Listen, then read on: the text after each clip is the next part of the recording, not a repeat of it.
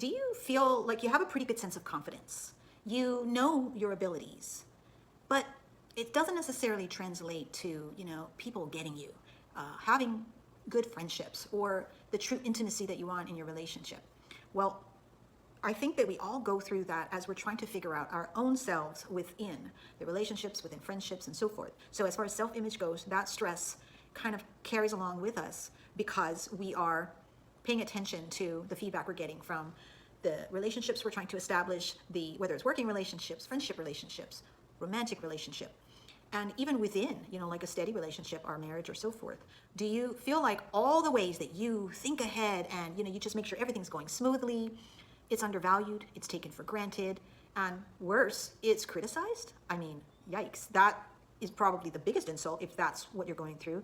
But even if it's not criticized, but at the same time, it's just taken for granted as, okay, of course, that's what you're bringing to the table. The stress and the worry that at least I've noticed for myself in situations like that is, am I worth less? I don't like this feeling of being overlooked or feeling unrecognized. And so the focus for today's episode, we're going to make it about the comparison versus recognition. And we're going to kind of dig down under the layer of that, because comparison is something we all know about. In fact, that's part of what we probably are doing with ourselves or to ourselves when we're saying and getting to that point of self-image doubt that says, I feel worthless, or like, why am I not recognized for who I am, what I am trying to do in this world? When it comes to that interacting with others, the comparison of, wow, look at that person's relationship, or, I see all of my friends on Facebook having get-togethers that look so joyful and happy. It's so easy to imagine that they are all so connected and fulfilled, and I'm not. So I feel left out. I feel I must be worth less. I'm undervalued. And we're doing that to ourselves. We're deciding that those are all true about us. The fear and the doubt is, I don't matter enough to gain their approval or to be included or to be accepted. And the emotional lie is that all of those people must be happier than me. That's really the emotional lie. I think over time for myself, I definitely thought that. I definitely noticed and compared and imagined that, wow, friendships are out there and I'm somehow not managing them in the way that it seems other people are. But over time, I started to look at it as, but there's always a give and a take. What I was focusing on in my own life and in my own family, maybe that didn't allow for, drop everything for that person and make sure to run over there and show that you're truly that friend. And then, of course, hopefully they're reciprocating all of that. So in terms of comparison, and we're going to then play it off of recognition, comparison is the easy part. We're going to do that all the time. And the emotional lie is that, I wonder if I matter, because when I look at all that and I compare to how I'm feeling, I'm imagining that they're much happier than me. They're much more fulfilled. They've somehow gotten it right. That need to be recognized. Obviously, you're always going to hear from me that it's got to come back to, we need to be able to recognize ourselves first. And because that is a challenge, I talked about it in the last video about feeling selfish, the taking any time to give ourselves any credit, we are worried, maybe in a very small way, that that's arrogant, that's too prideful, then maybe withholding any sense of, wait a minute, how do I give credit and make valuable the things that are here?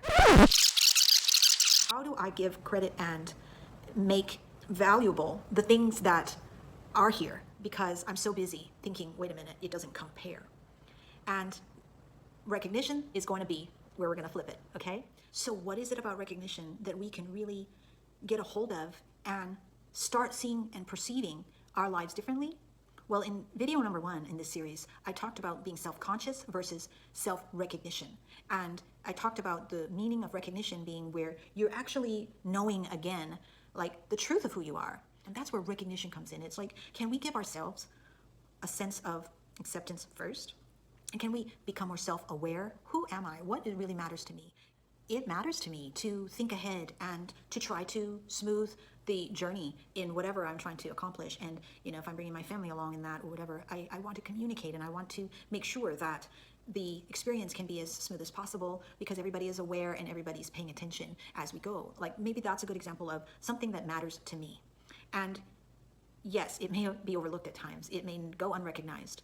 But in wanting to show up as someone who will lead with that intention for the purpose of not necessarily recognition, but for the purpose of ease and flow in an experience, for the purpose of as much harmony as we can achieve, then I've got to be able to look for recognizing that in myself as the aspect that I've got to give myself credit for. I used to be martyring myself and feeling like I would go, and then explode because I was feeling taken for granted and so forth. And I've shared that in some of the other videos with you. But in all of that, I really had not given myself my own approval and my own ability to say, this is exactly how I want to show up, and I'm going to give myself recognition for that. And in a way, that's what I mean when I say to know, again, your truth, to recognize that is who I really am. That is how I have to show up. And if I'm recognized or not recognized, if the people around me want to include me, or I'm not invited to something, or I'm not included in something, ultimately, I want to look first for the signs in my life that prove to me that right now, the things that I admire and I want to live up to in the things I see in other people and everything, I'm actually already embodying those. That is what I am staying focused on. Again, mental focus and emotional discipline is a big part of self-image and the stress that we either allow to escalate, or we say, hold on, I'm going to settle this back down, because it is okay to notice the comparisons that constantly pop up in our heads. And I don't think that that's a bad thing. I don't think that we have to shut it down or then hate on ourselves for noticing those comparisons and wishing for something more. But when we can flip it to saying, I'm going to give my focus and I'm going to discipline my emotions to say, okay, yeah, but what about what is? Let me recognize what is. I cannot emphasize enough how much that shift for me has always settled me down, helped me to say I do matter right here, right now, and helped me to say, even if I feel like I'm by myself in this, or I feel not included, I am not connected. That distinction has really helped me to stay steady when, I haven't been invited to certain things, or, I don't feel like people really get me. And the more that I've been able to say, the right people will, and in the meantime, it's its own kind of practice that I want to give my attention to there, because it really does give you a sense of relief. It eases the stress, because you are in the image of the self that you want to embody. You want to embody that mind, heart, spirit, cohesive fullness of who you want to be and show up as in how you give, how you live, how you contribute. And you don't worry if it seems like, they look like they're having much more fun than me.